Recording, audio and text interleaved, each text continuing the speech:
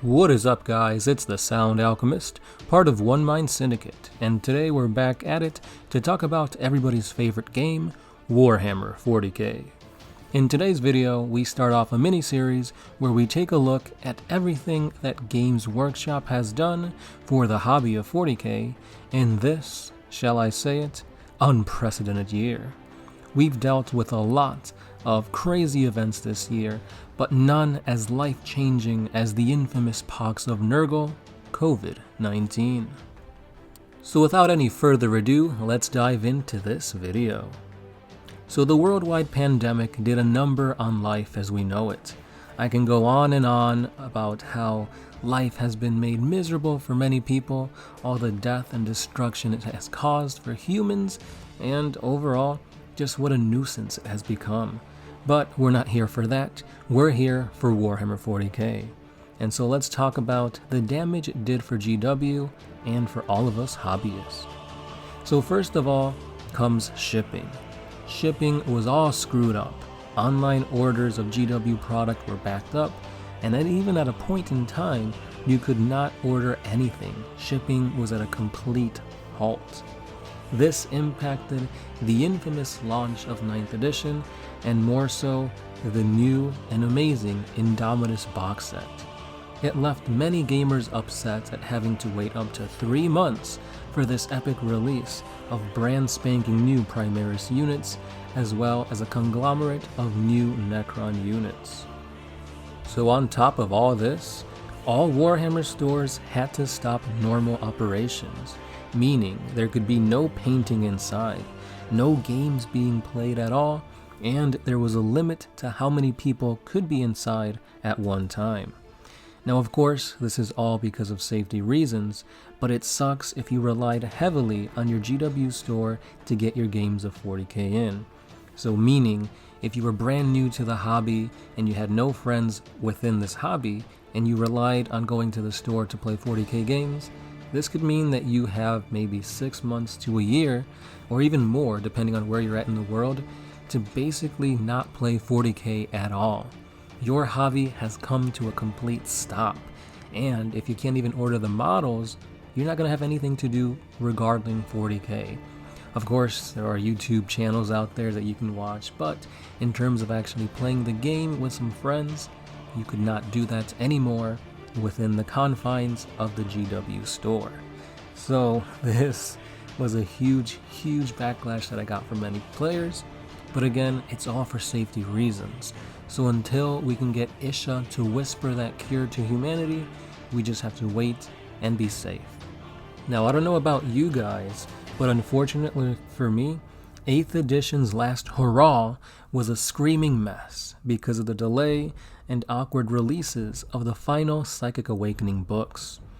For me, everything seemed all jumbled up, and just, to be honest, I don't really remember what came out after War of the Spider. Now I know there was the Engine War, but I don't know if anything came out before or after that or what I missed. It really felt like GW was just like running all over the place, like, what do? We can't get our shipments out, the schedule's been all fucked up, what are we gonna do? And their action was to bust out 9th edition. So to me, 9th edition felt a little bit rushed, because it sucks if you were one of the last armies that had a Psychic Awakening book, and then go to sleep, wake up, 9th edition is coming out, but I haven't even had a chance to use the new rules in the Psychic Awakening books. So now you have to relearn the army, because obviously 9th edition changed the rules a little bit, changed the way games were played, and overall, it was just a mess. But again, what can we do? Now in my opinion, they should have kept with the original schedule, released the Psychic Awakening books on time. Maybe it was because of shipping that they couldn't, but anyway, I think it would have been a better idea to just wait till 2021 to drop the new edition. That way we'd actually have some time to play with the new rules, somewhat, because again, certain stores aren't open.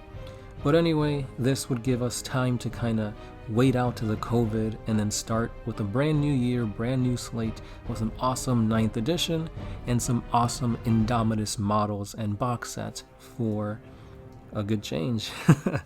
But anyway, they did what they did. Maybe they had to drop the money-creating machine that was the Indominus box set to offset their losses. I don't know.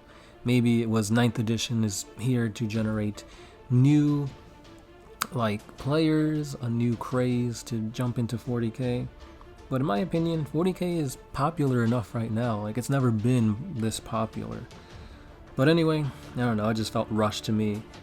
I don't know how you guys felt about 9th edition, but to me it just felt really, really rushed. Now this was a big part of why 40k sucked for all of us gamers and GW in 2020.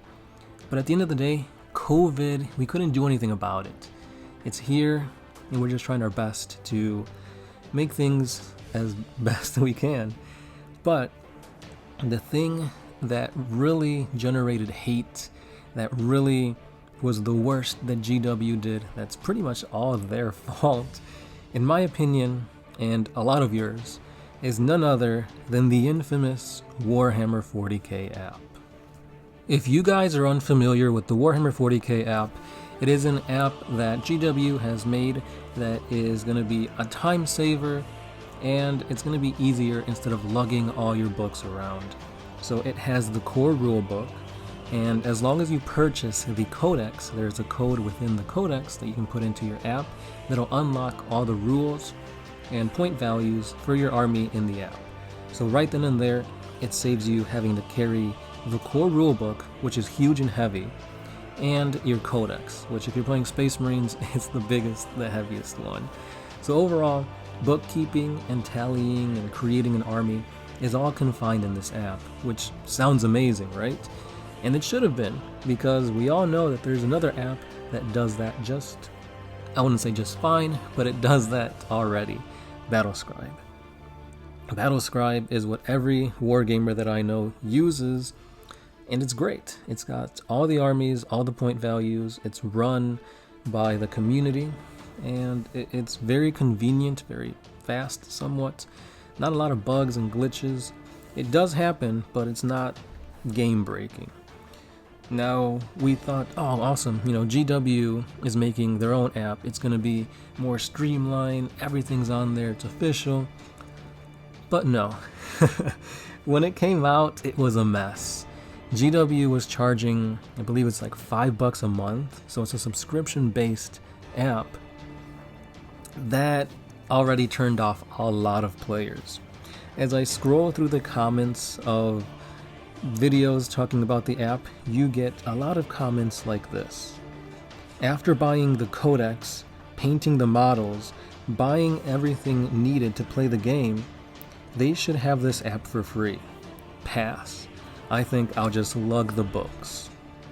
So, right then and there, it's not a very great reception to this thing. A lot of people really focus on the subscription fee, and I get it. It's a service that GW provides. It's supposed to be easy, and they're trying to make a profit off of it. When you think about it, $5 a month over 12 years or 12 months is $60, which is about the price of a codex, roughly. So you already have to buy the codex to have the rules here. So in that type of thinking, you're essentially buying 2 codices to have the codex as an app.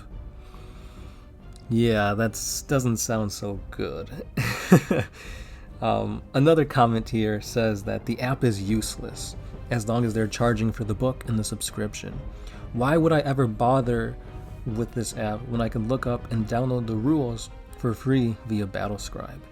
No thanks. GW is expensive enough, and to think that $5 sub is worth it, it's not.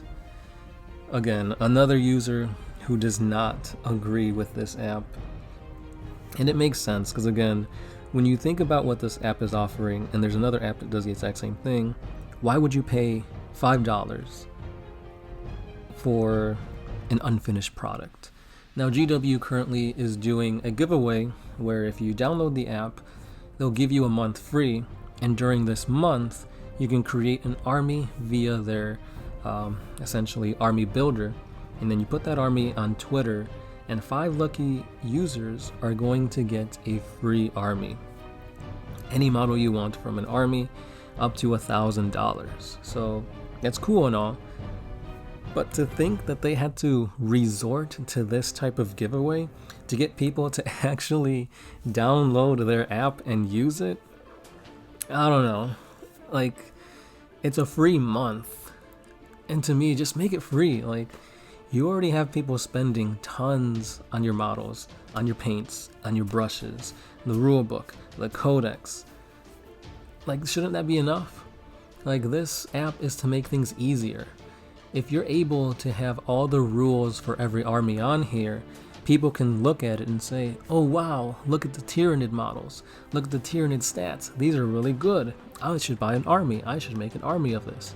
And right there, you're generating interest, and overall, it's like a library has been opened to the players where they can see all the other armies and kind of pinpoint and focus on what army they want to try out. I don't know, that's just my opinion, but at the same time, you've got other players, wargamers, who don't seem to like it. I struggle to find comments where people are actually praising the GW app. Many times it's like, they did a good thing with Age of Sigmar and the War Scrolls and how those are free, but why doesn't that translate to 40k? I don't know about you guys, but when it comes to the app, that has generated the most hate, and that has won my worst thing that GW has done in 2020 award for the end of the year review. And with that being said, guys and gals, this has been the end of yet another Warhammer 40k video. So this is just the first part of a 4-episode series of 40k in 2020. Please stay subscribed, hit that like button if you enjoyed or agree with anything that I said in this, and also, in just 2 days, we will be looking at the best thing that GW has done this year. Let me know what you believe the best thing is down in the comments, and also, let me know what you think about the app, because I'm pretty sure everybody has negative views on it. But if you're that outlier, if you're the one that actually enjoys the app, let me know why, because I really do want to know. And that's all I got for today. Thanks for listening, and I'll be seeing you guys in the next one.